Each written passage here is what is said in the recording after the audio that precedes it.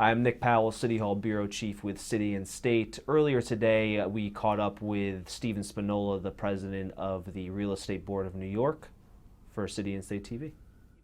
REBNY issued its first, the economic impact study from 2012, and some of the numbers are pretty staggering. The real estate industry generated $106.2 billion in jobs, wages, and general output, $1.6 billion in tax revenue for the city, and supported 11% of jobs in the city. So what about these numbers do you find encouraging? I mean, obviously these are all very encouraging numbers by nature, but are they an improvement on numbers from previous years? What's your assessment? The numbers keep going up in part because city taxes keep going up. Even though rates have frozen, the city believes that real estate is worth more today, so they increase assessments. And so the numbers are clearly up, and we've got many more jobs in the city of New York, and real estate's getting that share. We have 519,000 jobs that are real estate connected and generated. They're good paying jobs. The average is $61,000 in compensation. The only other place you can work and earn more is for the city of New York, apparently. So I think that it's a positive sign. It's the message really here is that the revenue generating properties, the office buildings, the rental apartment buildings, the hotels, the industrial, they're really the invisible engine that runs the city of New York. And by running, it pays for the services that make this city livable, a great place to work and a great place to play in. And so, you know, the $15.4 billion that comes from direct real estate taxes, which is 38% of all the taxes the city of New York has, pays for every cop, every fireman, every teacher, every correction worker, and then it leaves $2.5 billion left over for other, and I left out sanitation, pays for every sanitation worker as well. So that's an amazing number. And the reason we did it was we don't think the people in the city of New York recognize that when you get a West Side development happening or a Domino's Sugar project happening, that we're not just building a new building or just creating some construction jobs.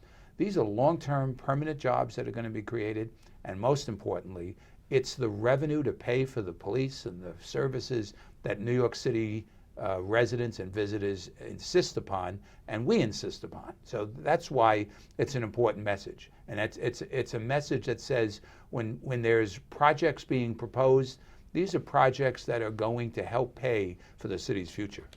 Now, a lot of the data is from 2012, I believe, right? Why now? Is that just because it takes a long time to compile? Why is it the data 2 years old and not more? That was the most complete data that was available. Interesting. Now, the real estate industry enjoyed a boom under Mayor Bloomberg. I mean, a lot of development, a lot of rezoning, and Mayor de Blasio came in kind of with the credo of we're going to have a fundamental reset with the development community. I'm curious if that initially concerned any of REBNY's members or you.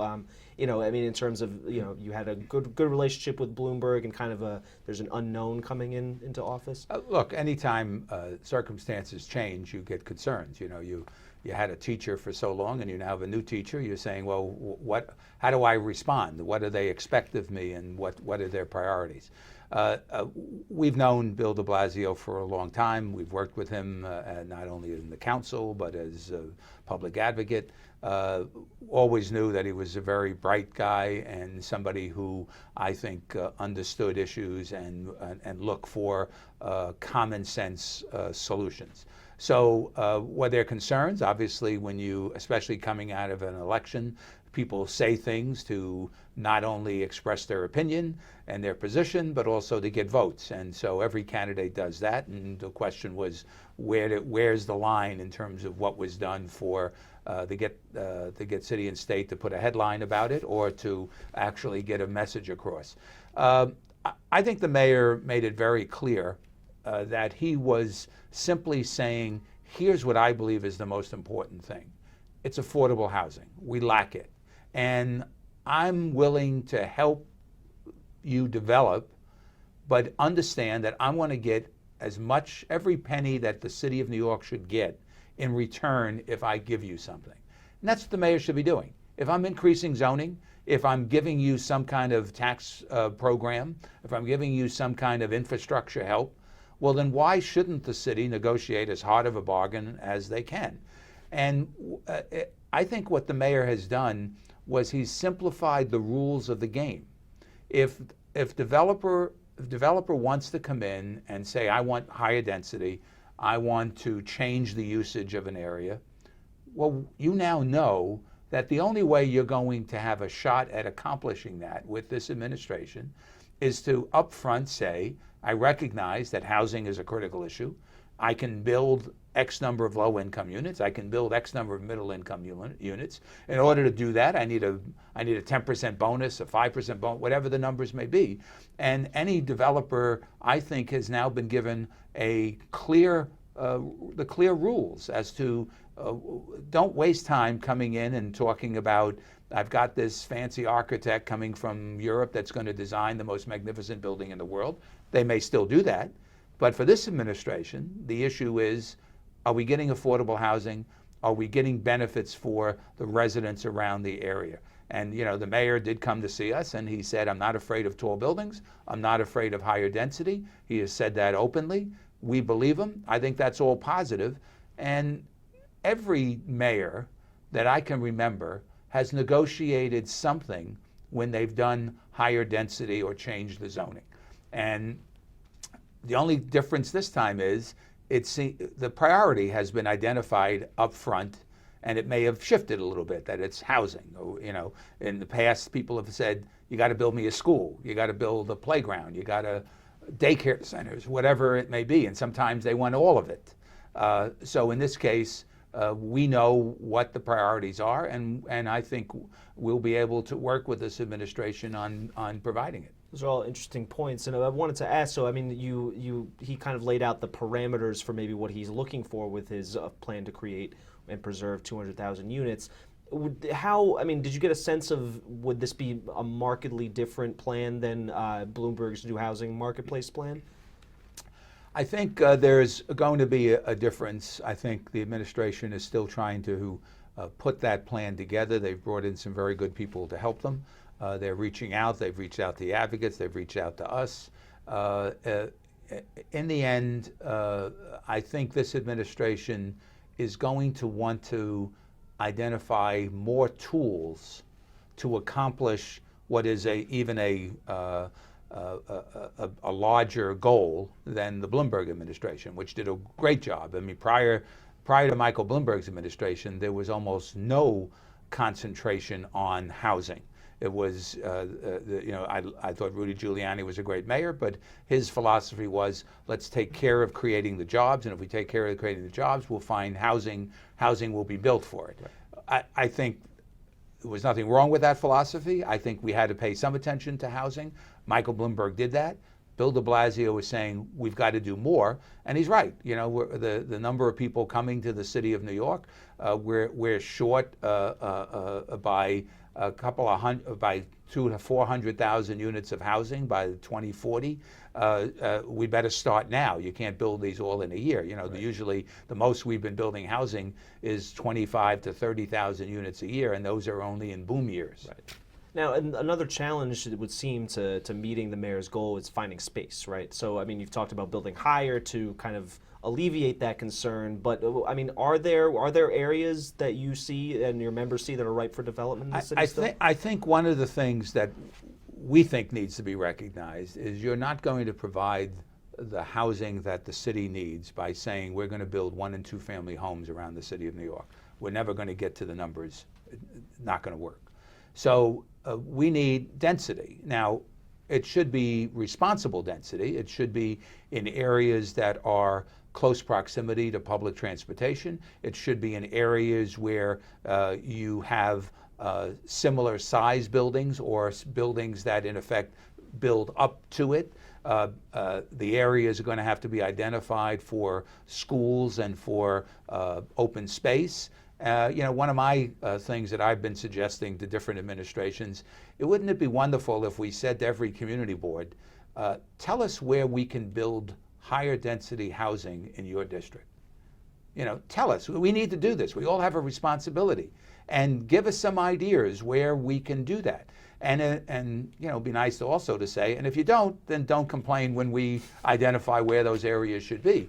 And but let's give the community boards an opportunity up front. And I think most of them will accept that responsibility. They may say, well, we can't do too much, or we don't want to go higher than such and such. But it's the kind of thing that you get a good sense from the people who are most closely involved in their neighborhoods where it could be. And if anyone dared to come back and say, we have no places, well, their credibility goes away to a certain extent. Right. So I would love to see that challenge, and I've been suggesting it to elected officials for a number of years. Nobody has taken it up on me yet, but we're suggesting it to this administration. We all have to pitch in. My members are going to have to recognize that they're going to have to do more affordable housing. Land prices are high. How do we construct the affordable housing? Are you mandated to do prevailing wage or non-prevailing wage? There's a cost differential, no matter what anybody says, and almost everybody agrees that there is a cost differential. And sites. Now, I do believe there are sites in all 5 boroughs that we can do that, but they have to be carefully chosen. And you don't want a 25-story building next to a single-family home. But on the other hand, if you've already got 6, 8, 10 stories, is anybody going to know that the next one is 12 or whatever? So it's complicated. The mayor wants a report by May 1st. I think that's a very ambitious schedule. But I think he will better outline what he thinks he needs to do, and our commitment to him is whatever we have to do that we can do to help him build those affordable units, both low income and middle income, we're prepared to do. I'll shift gears a little bit. The mayor has also obviously been campaigning heavily for his universal pre-K proposal. Now, the argument against it would be that the tax hike on the wealthiest New Yorkers that would pay for the dedicated funding stream for the program would cause some of the wealthiest New Yorkers to leave the city. Now, many of your members fall under this category. Do you subscribe to that notion that raising taxes is slowly pushing people out of the city? I'm just curious what you think about that. I think the issue of taxes is always a relevant issue as it relates to what businesses are willing to pay, what people are willing to pay. REBNY has, on this particular issue, the leadership has mixed feelings on it, overwhelmingly in support of the concept of pre-K, and we're prepared to do that. Some have concerns about higher taxes, some don't. So we have conveyed to everybody that we're going to follow the consensus of the membership, which is that we don't have a consensus of the membership. We believe pre-K is important. We believe that, and our report demonstrates that our members pay a substantial greater proportion of the taxes than their incomes or their properties are valued at, and we do so complaining a little, but we accept the fact that we're going to always pay more. And we recognize that sometimes you have to do that in order to keep services going. But we're going to leave that to the New York State Legislature and the governor and the mayor to resolve. So you're going to hold off on endorsing his plan for now? We are not endorsing any plan. Fair enough. I also wanted to ask you about the Midtown East rezoning, which I guess didn't quite get through under Mayor Bloomberg at the end there. But I mean, are you hopeful that the proposal will be revived under Mayor Bloomberg and a new city council? Yeah, the mayor has made it clear to us that he recognizes that it needs to be revived. The average age of office buildings in this area is 73 years old. The average age in London is 50 years old. Everybody thinks London is an older city than New York. And more importantly, we don't offer in Midtown East the kind of new space that tenants demand. the green space, open floors, higher ceilings, just efficient space for people to work in and to be a community in. And so we think it's critical that we take away the disincentive to tear down an older building that at the moment may be built more. There's more square footage on that site than the current zoning allows. Well, nobody's going to tear down a building even if it's becoming obsolete. They're going to hold on to it for as long as they can. And as a result, the average age of an office building continues to grow, and the buildings get less and less desirable for the new tenants. So Mayor said that he had two issues as it related to Midtown East. One was the city providing the essential services or public space or an infrastructure necessary. Well, we believe that can be resolved. We believe as a result of the creative idea of buying air rights that it's going to generate at least $1 billion in money that's needed and would be needed if we didn't build anything there. And the other question was, will the city get a fair price for the air rights? We've got some ideas on that. The mayor, I think, is asking the right question. Is it the right number? And we're hopeful that we will see this plan sometime in 2014. We're hopeful that it could be certified before the end of 2014. And if it is, we think we'll be moving ahead. One of the good news is that David Levinson, who has one of the sites, 425 Park, announced he's going ahead. Unfortunately, has to keep 25% of the facade in order to grandfather in the additional FAR that he's not going to destroy, but he's going ahead. It's a problem because the building will be a little bit more complicated to build, and it may not have the same flexibility that he had under his other designs building it from scratch.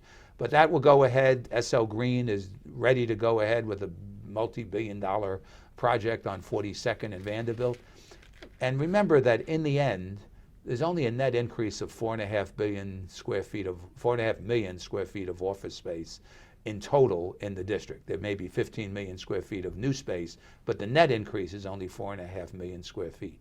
So that's not a lot of new space, but it does provide a home for 15 million square feet of tenants who want to have that new, modern, green space. And by the way, that 15 million square feet and 4.5 million net is going to be built over the next 30 years. This is not like it's all going to be built by the next 5 years and it's over. So this is a part of what makes New York great. We need to make sure that it's a living city, that it's not a museum, that there is an ability to adapt and to provide the kind of space that the tenants want. It's not my owners who decide what kind of office space a tenant is going to be in. It's the tenants decide that. And when owners decide to build a different type of building or tear down a building, it's because the tenants are telling them, we don't want to be there anymore. And if you can't provide it, we're going to go somewhere else. Sometimes another part of the city, sometimes to New Jersey, sometimes to Texas, or wherever it may be. And so it's critical that we stay up, and this is a zoning change. Mayor has been very positive about it. I expect that it will happen.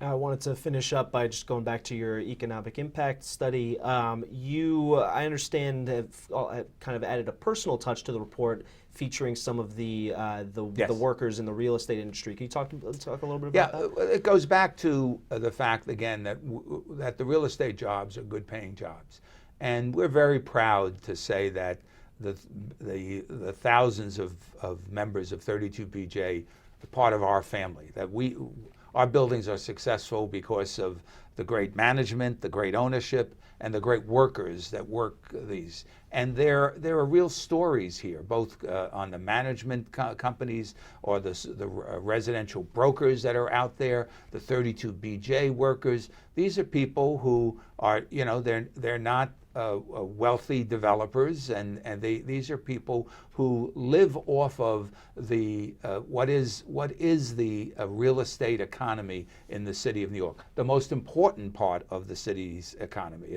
Again, we love Wall Street, we love their high-paying jobs, but it's real estate that drives the city.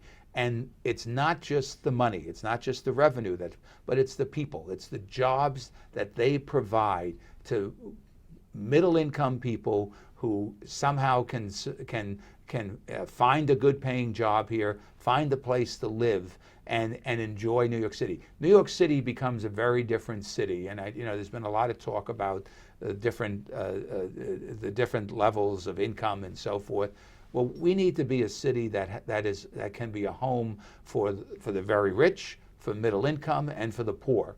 And we believe that real estate as an industry does that within its own self because of the jobs that we pay and because of the kind of space that we create. And the people are really what it's all about. They're the New Yorkers, and they're wonderful stories in terms of what they do and how they love their jobs.